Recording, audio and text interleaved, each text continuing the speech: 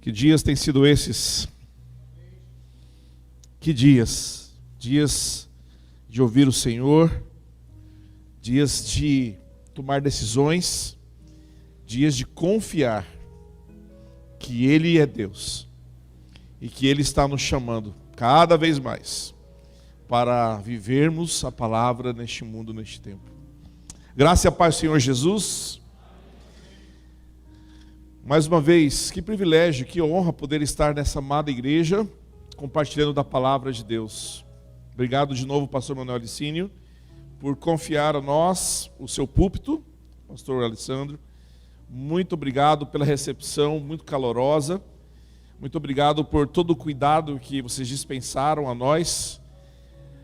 E um dia voltaremos. Eu como eu estava conversando com o pastor Manuel e com o pastor Alessandro, gostaria de voltar com a minha família, uma hora dessas, para a gente não somente pregar no fim de semana, mas quem sabe aproveitar as chácaras, os sítios de alguém por aí, descansando um pouco, né?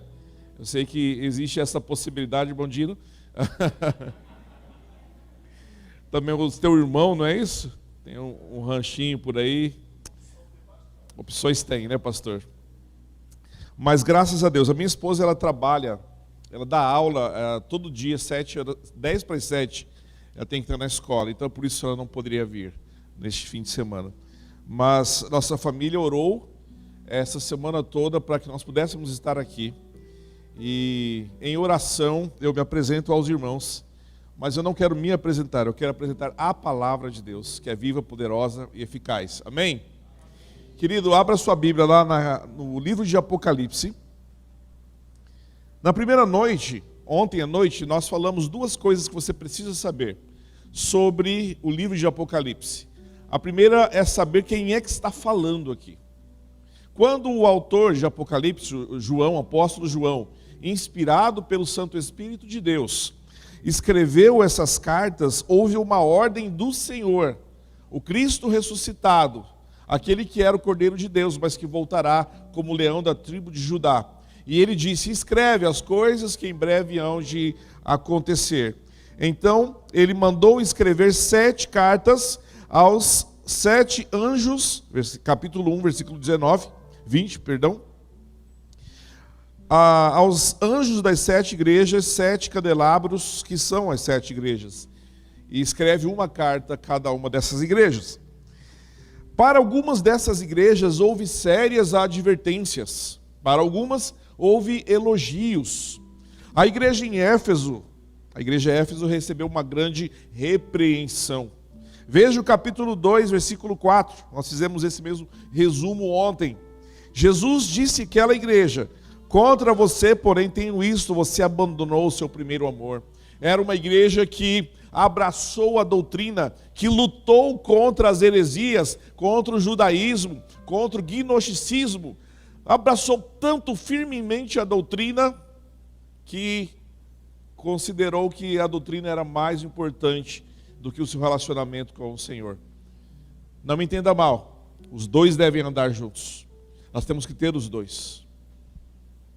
Doutrina, crer, as nossas crenças, não torna a nossa fé mais fria, só se você permitir. Na verdade, ela fundamenta. E essa igreja abandonou o primeiro amor, tornando-se fria. A igreja em Esmirna, mesmo capítulo 2, versículo 10. Esses irmãos sofreram perseguição. Esses irmãos enfrentaram oposição.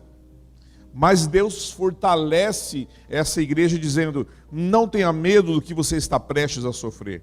O diabo lançará alguns de vocês na prisão para prová-los, e vocês sofrerão perseguição durante 10 dias. Mas seja fiel até a morte, e eu lhe darei a coroa da vida.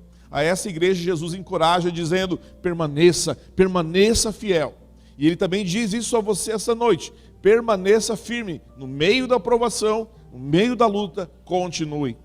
A igreja em Pérgamo, no versículo 14, Apocalipse 2,14, diz: não, e tanto, tenho contra você algumas coisas. Você tem aí pessoas que se apegam aos ensinos de Balaão, que ensinou Balaque a armar ciladas contra contra os israelitas. Aqui eles estavam abraçando a heresia, o erro, o desvio doutrinário, fugindo daquela centralidade da fé cristã. A igreja em Tiatira, versículo 20, capítulo 2, versículo 20, tenho contra você, você tolera Jezabel, aquela mulher que se diz profetiza, abraçou a imoralidade sexual. A igreja em Sardes, que nós vimos ontem à noite, capítulo 3, versículo 2, esteja atento, fortaleça o que resta e que estava para morrer, pois não achei as suas obras perfeitas aos olhos do meu Deus. Isso foi dito à igreja em Sardes. A igreja em Filadélfia, que nós estudamos hoje de manhã, era uma igreja que estava enfraquecida, apesar de permanecer firme, mas era uma igreja que estava enfraquecida pelas perseguições, pelas dificuldades daquele tempo. E o versículo 8, Deus diz daquela igreja: conheço as suas obras, eis que coloquei diante de você uma porta aberta que ninguém pode fechar. Sei que você tem pouca força, mas guardou a minha palavra e não negou o meu nome. E finalmente, hoje nós vamos ver a carta à igreja em Laodiceia. Abra sua Bíblia então no capítulo 3, versículos 14 em diante. Acompanhe a leitura da palavra de Deus. Apocalipse 3, 14 em diante. Ao anjo da igreja em Laodiceia escreva: essas são as palavras do Amém, a testemunha fiel e verdadeira, o soberano da criação. Conheço as suas obras, sei que você não é frio nem quente. Melhor seria que fosse frio ou quente. Assim, porque você é morno, como a igreja era? Porque você é morno, nem frio nem quente. Estou a ponto de vomitá-lo da minha boca. Você diz: estou rico, adquiri riquezas e não preciso de nada. Não reconhece, porém, que é miserável, digno de compaixão, pobre, cego e que está nu. Dou-lhe este conselho: compre de mim ouro refinado no fogo e você se tornará rico. Compre roupas brancas e vista-se para cobrir a sua vergonhosa nudez. E compre colírio para ungir os seus olhos e poder enxergar. Repreendo e disciplino aqueles que eu amo. Por isso, seja diligente e arrependa-se. Eis que estou à porta e bato. Se alguém ouvir a minha voz e abrir a porta, entrarei e cearei com ele e ele comigo. Ao vencedor, darei o direito de sentar-se comigo em meu trono. Assim como eu também venci e sentei-me com meu Pai em seu trono. Aquele que tem ouvidos, ouça o que o Espírito diz às igrejas. Amém? Vamos orar? Santo Espírito de Deus, nós estamos aqui diante da Tua palavra que o Senhor inspirou, que o Senhor preservou, e agora estamos aqui como igreja reunida. Fala, Senhor, fala, Santo Espírito, a cada coração. Que o Senhor encontre corações abertos, sedentos.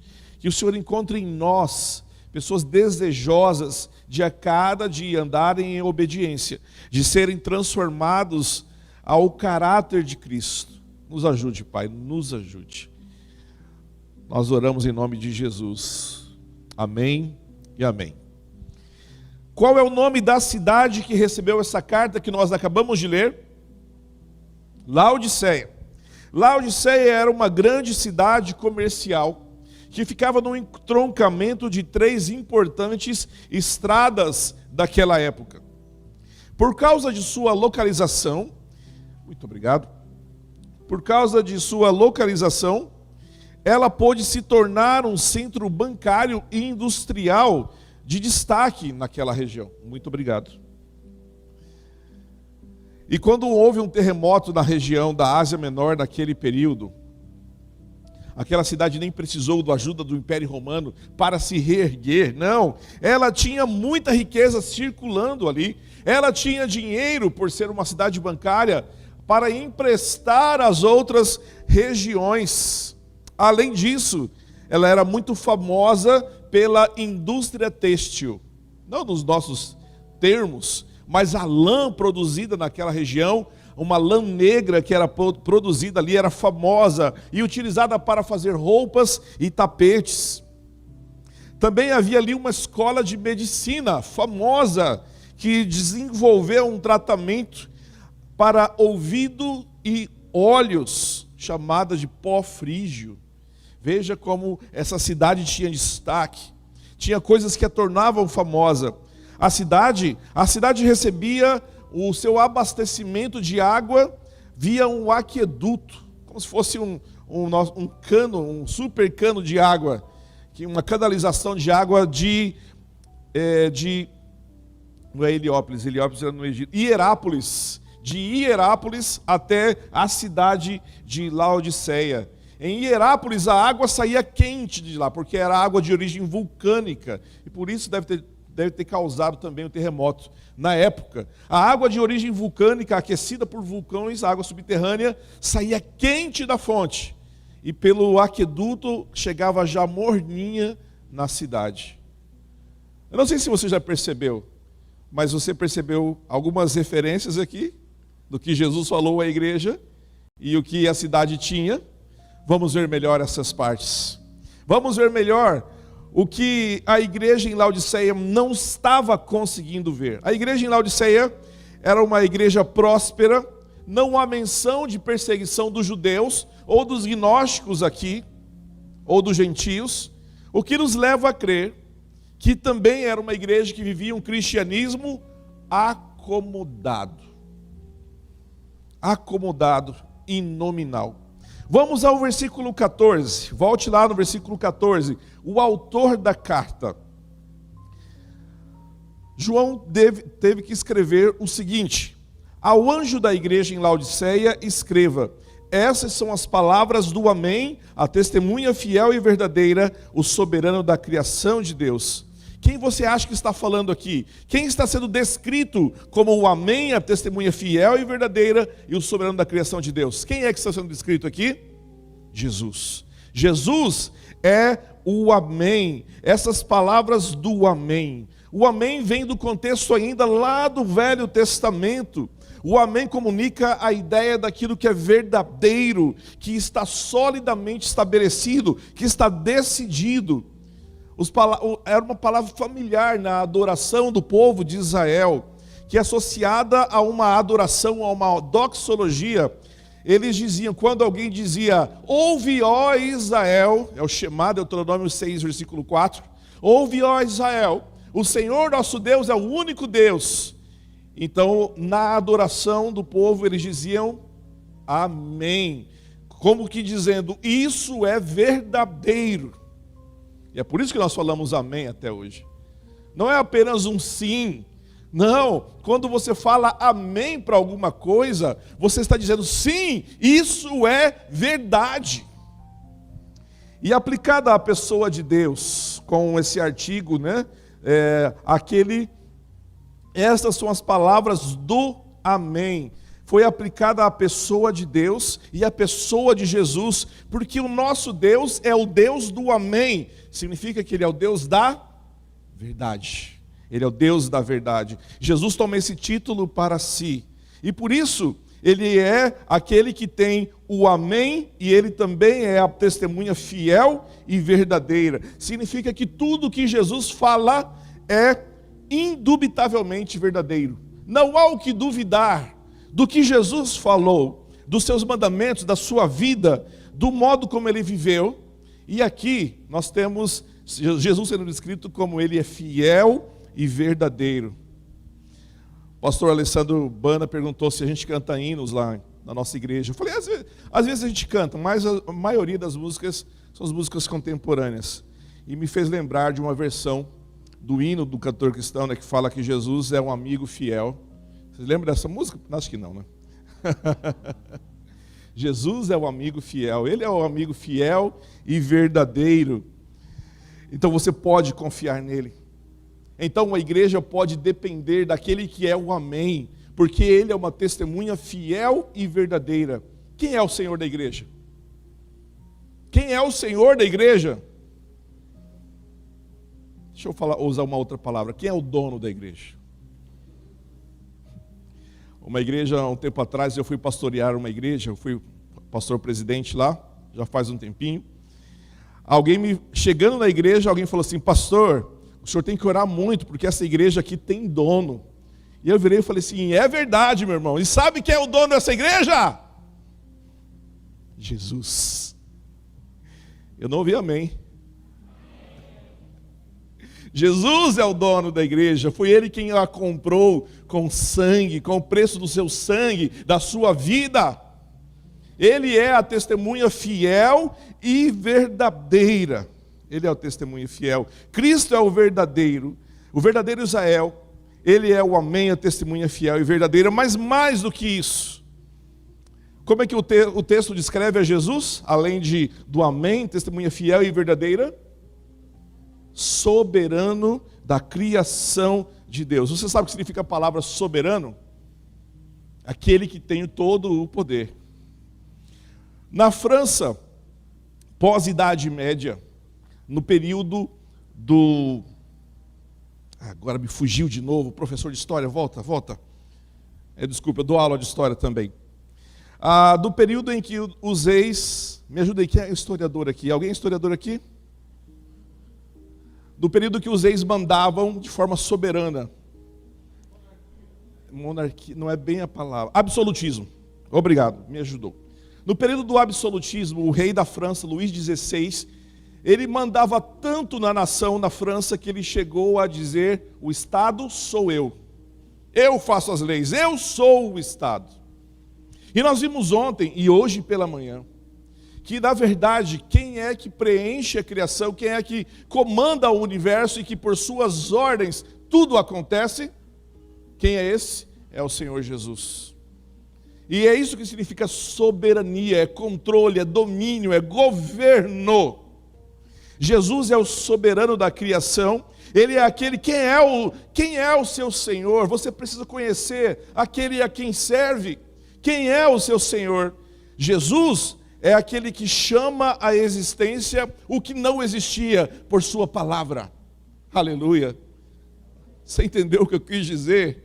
O que não existia passa a existir por ordem de Jesus. Pelas ordens, pelo comando do Senhor Jesus. Ele é aquele que fez todas as coisas. Ele é aquele que as possui e as controla.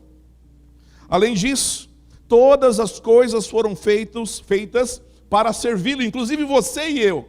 Nós somos criados para adorar a Deus, e somente na adoração a Deus é que a nossa vida faz sentido. Sabe qual é o problema do homem moderno? Ele não adora a Deus. Moderno não, do homem. O problema do homem é que ele não adora a Deus, mas ele foi criado para adorar a Deus. E se ele não cumpre essa missão, ele sofre. Ele fica procurando sentido, procurando razão e o propósito para a sua vida em qualquer outra coisa que não é Deus. E a Bíblia chama isso de idolatria. A idolatria, nós podemos ser idólatras também. Crentes podem ser idólatras? Podem! Quando ele passa a dedicar sua vida a qualquer outra coisa, mais do que ao seu Deus, ele está idolatrando aquela coisa. O resumo da idolatria é: tudo que ocupa o lugar de Deus, a sua vida, passou a ser o seu Deus. Talvez nós não adoramos os deuses ou imagens por aí, mas às vezes nós adoramos pessoas, às vezes nós adoramos o nosso trabalho, às vezes nós adoramos a nossa família, as nossas posses, que passam a ser o nosso Deus, passam a nos controlar e vivemos em função daquilo. Não, nós como discípulos de Jesus, precisamos adorar aquele que é o amém, aquele que é a testemunha fiel e verdadeira e aquele que é o soberano da criação. Amém, irmãos? Mas o texto de Apocalipse continua, versículo 15, qual era o erro daquela igreja? E Jesus vira para aquela igreja e aponta. Jesus é tão misericordioso conosco, para conosco, que ele vê o nosso erro, ele vê o nosso desvio, mas Ele não quer que nós continuemos assim. Assim como Ele escreveu para essas igrejas e disse: aqui é que está o seu problema, aqui é que está o seu erro. O Espírito Santo também faz a mesma função conosco hoje. A questão, o problema é o final de cada carta. Qual é o final de cada carta, igreja? Aquele que tem ouvidos. Então a questão não é se Deus está falando. Deus fala sim, Deus fala conosco. A questão é, estamos ouvindo? Toda vez que você abrir a sua Bíblia, você precisa ter um amém. Você precisa ter uma convicção, uma certeza. Sabe qual é? Deus vai falar comigo. Toda vez que você dobrar o seu joelho para orar, toda vez que você se dedicar ao Senhor em oração, você precisa ter uma certeza, um amém, uma convicção. Sabe qual é? Deus vai me ouvir. Ele não vai concordar com tudo o que eu peço. E glórias a Deus por isso. Ele não vai fazer tudo o que eu quero, porque Ele sabe o que faz. Mas Ele vai ouvir e Ele vai responder. Vai responder. Tem um livro da Bíblia, um livro inteiro, dedicado a um ensino. Deus sabe o que faz. Sabe qual é esse livro? Jó. O livro de Jó. O livro de Jó conta a história de um homem que foi provado em muitas coisas. Eu não vou contar toda a história aqui. Mas 90% do livro é Jó e os seus amigos conversando. Os amigos de Jó tentando fazer: Jó, confessa qual foi o seu erro, qual foi o seu pecado. Tudo isso que aconteceu na sua vida, tem alguma coisa errada. E Jó dizia: eu não consigo enxergar onde que está o meu problema. Eu não consigo enxergar, já perguntei, se você sabe, me conte. E então o próprio Jó começa a questionar a Deus. E tem 1 ou 2 capítulos que é Jó orando a Deus e perguntando: Deus, por quê? E você já fez essa oração? Eu já fiz essa oração. Muitas vezes. E talvez eu venha a fazê-las de novo. Sabe por quê? Porque eu sou humano. E Deus entende a minha humanidade. Sabe por que Deus entende a minha humanidade? Porque Deus se dignou a responder a Jó. Só que Deus respondeu a Jó do jeito que Ele queria, não como Jó queria. Então Deus virou para Jó e disse assim: Jó, se você é tão inteligente, se você é tão esperto assim, me diga, Jó, onde você estava quando eu lancei os fundamentos do universo? Só essa pergunta já era suficiente para fazer Jó murchar de tanta vergonha. Mas Deus continua: você é tão inteligente, onde você estava quando eu abri os rios, quando eu criei esse e esse animal, quando eu fiz todas, onde você estava? Se é que você é tão inteligente. Sabe o que Deus está falando para Jó? Jó, eu sei o que eu estou fazendo, ainda que seja difícil, eu sei o que eu estou fazendo. E Deus quer que você saiba essa noite, Ele está no controle e sabe o que está fazendo. Ele sabe o que está fazendo. A gente não entende. E deixa eu te falar uma coisa, o segredo da felicidade nesse sentido: nem tente entender. Nem tente, confie. Confie. Confie no Senhor. Ame o Senhor. Louve ao Senhor. Na prova, na luta, louve ao Senhor. Eu fugi um pouco do texto aqui, perdão. Mas alguém precisava ouvir isso essa noite. Isso está falado para você. Deus está dizendo: eu sei o que eu estou fazendo. Confia em mim. Versículo 15.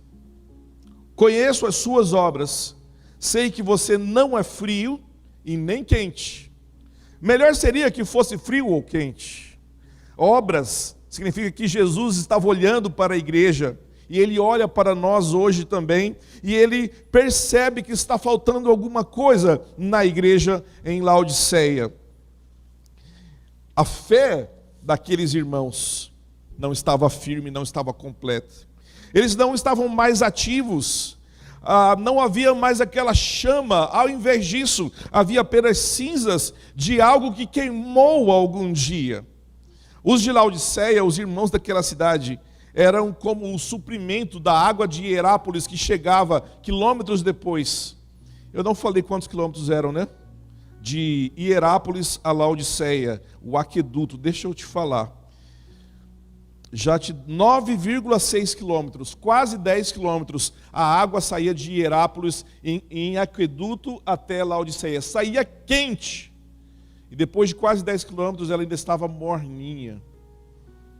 E Jesus vira para essa cidade e diz: vocês, igreja, a cidade não há igreja, vocês são como essa água, não é fria e nem quente. Antes fossem frio ou quente. É possível que a primeira geração do Evangelho ali, a primeira geração dos que ouviram e creram no Evangelho, fossem ardentes, fossem quentes como a água que saía de Hierápolis. Havia um fogo e um entusiasmo espiritual, mas a próxima geração não guardou o mesmo entusiasmo, o mesmo fogo, a mesma chama, não demonstravam interesse em ser testemunhas de Cristo e viver uma vida de serviço para o seu Senhor. Eram apáticos, eram indiferentes às Escrituras, eram despreocupados com as coisas do Senhor. E não admira que Jesus tenha dito: conheço as suas obras, implicando que Jesus estava olhando para aquela igreja. E o versículo 16 nos diz o seguinte: qual o sentimento de Jesus? Perceba como que Jesus reage àquela igreja. O versículo 16: assim, porque você é morno, nem frio nem quente, estou a ponto de vomitá-lo da minha boca. Qual era o problema da igreja em Laodiceia? Ela era morna. E o que Jesus estava pronto a fazer sobre eles? Quando a água chegava lá, você já sabe disso, ela chegava morninha. Mas tem uma coisa que eu não falei. Por ser de origem vulcânica, origem subterrânea, aquela água tinha carbonato de cálcio, que causa uma certa náusea nas pessoas que a bebiam e também umas tonturas. Perceba, aquela igreja estava meio tonta, meio desviante, meio apática, incomodada, não estava nem fria e nem quente.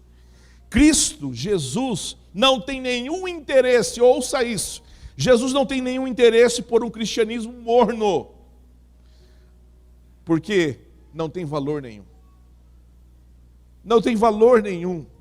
Ele prefere trabalhar com pessoas que são inflamadas com energia, com ordem, para cumprir a sua vontade. Como é que nós estamos? Mas mesmo assim, eu queria fazer um destaque nesse versículo 16. O que diz o final do versículo 16, igreja?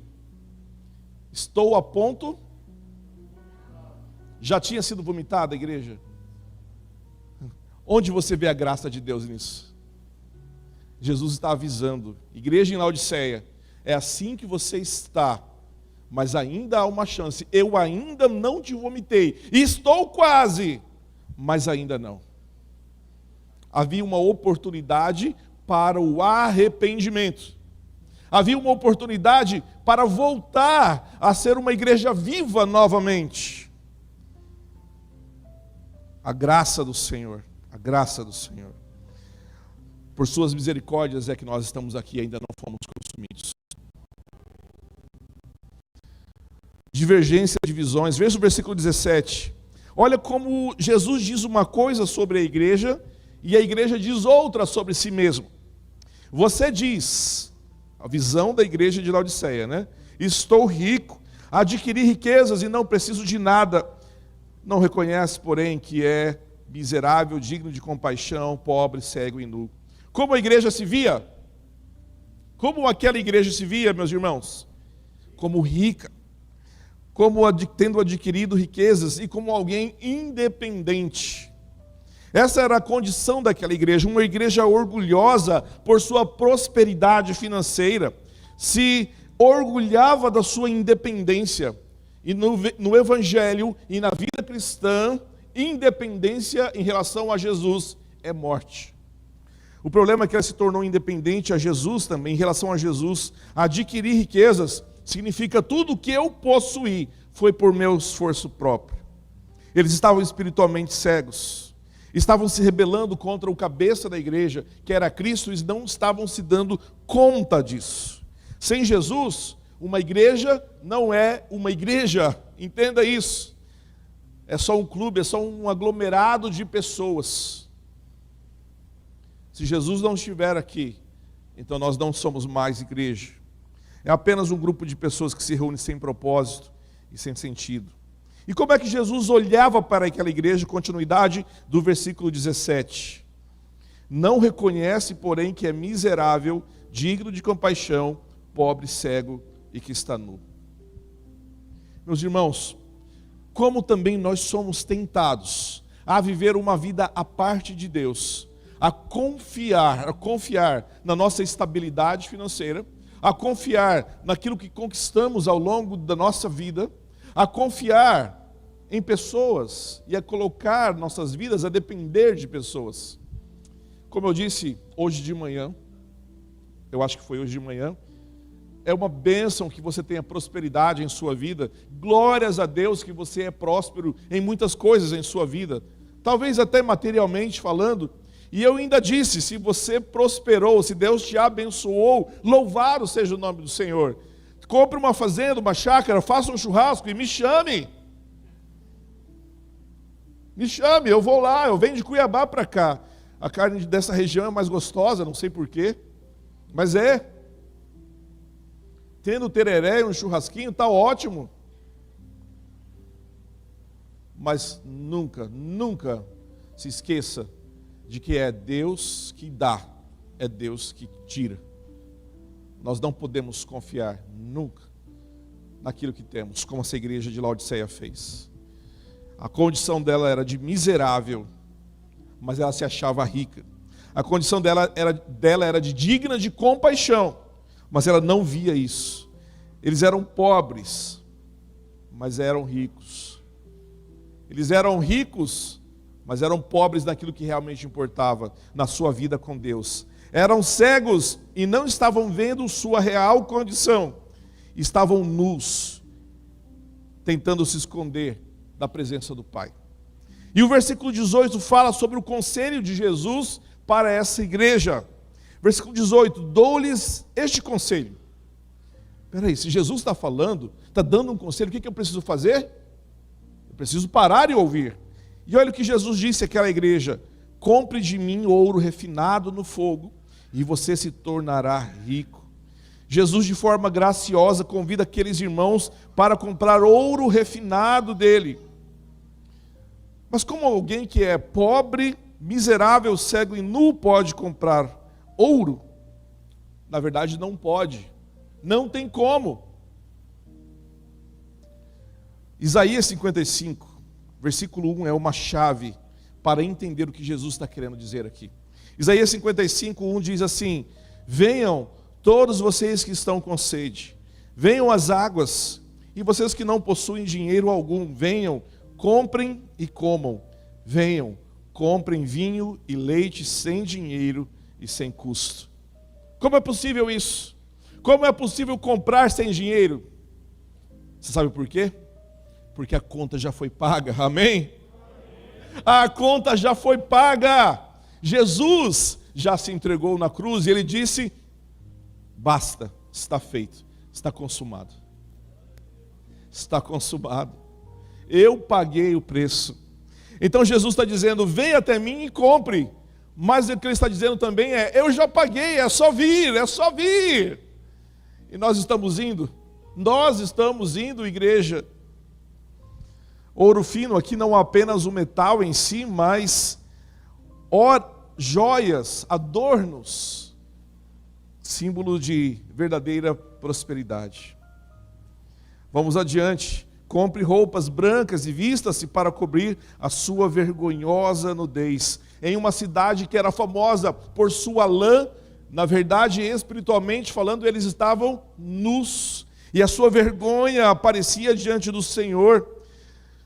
Mas Jesus convida para que eles vestissem roupas brancas, brancas como a neve.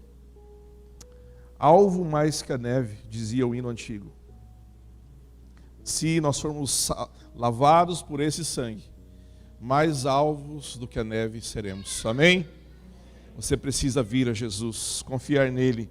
Numa cidade que tinha uma academia, uma escola de medicina, que produzia um remédio famoso, que eu mencionei no início, o pó frígio.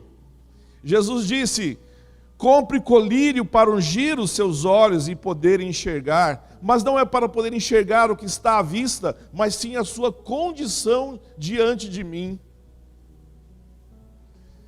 O amor de Jesus por sua igreja é mostrado nos versículos 19 e 20. Jesus disse: repreendo e disciplino aqueles que eu amo. Por isso, seja diligente e arrependa-se. O que é que Jesus faz com aquele quem ele ama? Repreende, ensina, disciplina. Eis que estou à porta e bato. Se alguém ouvir a minha voz e abrir a porta, entrarei e cearei com ele e ele comigo. Jesus nos convida para aceitar a sua repreensão, para aceitar a sua disciplina. Amor e disciplina andam juntos. A Bíblia diz que se o pai ama o filho, a mãe ama o filho, vai discipliná-lo, vai ensiná-lo e corrigi-lo. Mas o pai que não ama, não disciplina, não ensina. E é impressionante como os pais de hoje não sabem ser autoridade. Eles não sabem o que é autoridade. É filho, não faz isso não, filhinho.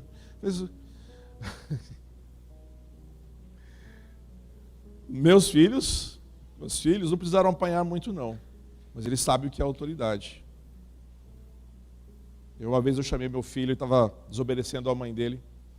Chamei ele e falei: olhe bem nos meus olhos. Com essa cara de simpático que eu tenho, né? Olhe bem nos meus olhos. Essa mulher não é só a sua mãe, ela é a minha esposa e você vai respeitá-la.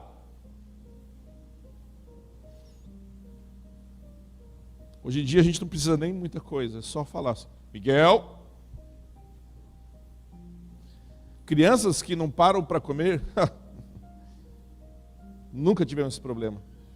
Minha esposa falava assim: eu não vou ficar correndo atrás de criança, você senta aí e vai comer agora. Não vou ficar correndo atrás de criança não. O resultado são crianças disciplinadas, obedientes. Por que eu fiz isso? Por que ela fez isso? Porque nós os amamos. Nós os amamos. Provérbios nos ensina que a criança que não é disciplinada, ela se torna tola. E a vergonha do seu pai e de sua mãe. Jesus não quer que nós sejamos tolos. Não quer que nós sejamos uma vergonha, não. Jesus não quer isso para nós, e por isso ele disse: eu repreendo e disciplino aqueles a quem amo. Amor e disciplina andam juntos. Se Jesus disciplinou a sua igreja naquele momento, é porque ela precisava e porque Jesus a amava. Por isso, Jesus disse, versículo 19: seja diligente e arrependa-se. Seja daqui em diante zeloso, obediente. Continue a me amar e a me conhecer. Arrependa-se, arrependa-se. Volte do caminho em que você estava, dos anos de mornidão, dos anos em que você ficou tomando essa água que não é nem fria e nem quente. Mas deixe isso para trás. E há um aviso: eu estou à porta, eu estou batendo. Eu estou à porta, Jesus disse. Se você ouvir a minha voz e abrir a porta, eu entrarei e cearei contigo. O que Jesus quer dizer com isso? Comunhão, alegria, amizade. Eu sentei à mesa com o pastor Alessandro e sua família. Eu sentei à mesa com o pastor Manuel Licínio e sua família. Eu não sou folgado, mas parecia que eu estava em casa. Por quê? Porque eles me convidaram, porque eles abriram a porta e disseram: venha comer conosco. Você é bem-vindo aqui. Jesus quer entrar na sua casa. Ele quer sentar com você. Ele quer cear com você. Ele quer conversar com você. Você tem ideia do que isso significa? O Eterno, o Criador de todas as coisas, quer ser nosso amigo pessoal. Aleluia. Aquele que criou o universo pela sua palavra, quer cear conosco. Quer andar conosco. E tinha uma canção que eu gostava, eu estou cheio de canções hoje. Tinha uma canção antiga que eu gostava que dizia que Deus está aqui tão certo como o ar que eu respiro. Deus está aqui. Deus está aqui. Deus está com você lá no seu trabalho. Deus está com você lá na sua faculdade. Deus está com você lá na sua família. Ele está lá. Você está prestando atenção? Se alguém ouvir a minha voz e abrir a porta, entrarei e cearei com ele e ele comigo. E a conclusão dessa carta à igreja de Laodiceia é o seguinte: ao vencedor, versículo 21, darei o direito de sentar-se comigo em meu trono. Que honra, que privilégio. Trono, símbolo de autoridade. Assim como eu também venci. O que Jesus venceu, irmãos? O diabo, a morte. Ele venceu, ele ressuscitou no terceiro dia e assentou-se à destra do trono do Pai. E ele nos convida a estarmos com ele, a reinarmos com ele para sempre. Aquele que tem ouvidos, ouça o que o Espírito diz às igrejas. A igreja de Laodiceia, Jesus queria transformá-la de uma posição de vergonha e desonra a um lugar prometido de honra, de destaque. Jesus já fez isso com você. Jesus fez isso com você quando Ele te convidou e você recebeu a palavra da salvação. Quando você recebeu o Evangelho de Jesus. Sim.